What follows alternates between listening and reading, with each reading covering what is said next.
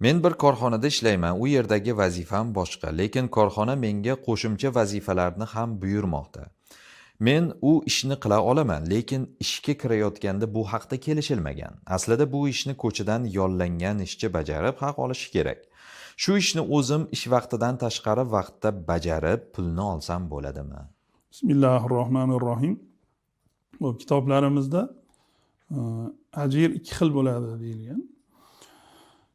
Ajiri xos deydi, ajiri mushtarak deydi.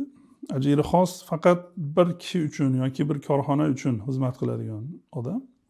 Ajiri mushtarak hammaga, ommaga xizmat qiladigan, mana ko'chadagi o'sha kirakashlar deymiz, yoki boshqa ustalar, shunga oshpazlar.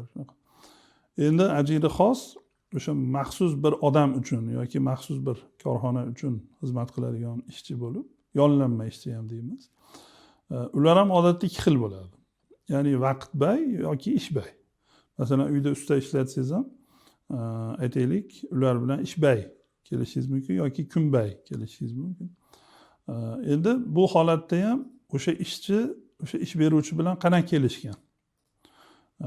Shunga qarab turib hukm qilinadi, lekin umumiy bir qoida borki, ajirni ujra deymiz, o'sha ish haqi tayin bo'lishi kerak. Nimaga xizmat haqqi olyapti u? O'sha qilayotgan mehnati nimadan iborat?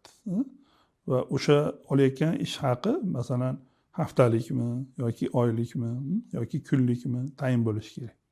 Mavhum bo'lmasligi kerak.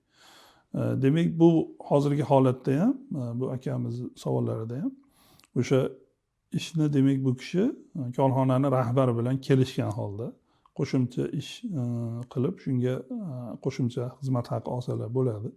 Lekin kelishmasdan turib, korxonani rahbarini ogohlantirmasdan turib, qo'shimcha ish qilib, masalan, buxgalterdan bunga alohida qo'shimcha oylik olishlari mumkin emas. Ya'ni korxonaning rahbari bu narsadan xabardor bo'lishi kerak. Kelishmagan holda qilish joiz emas. Allohu a'lam.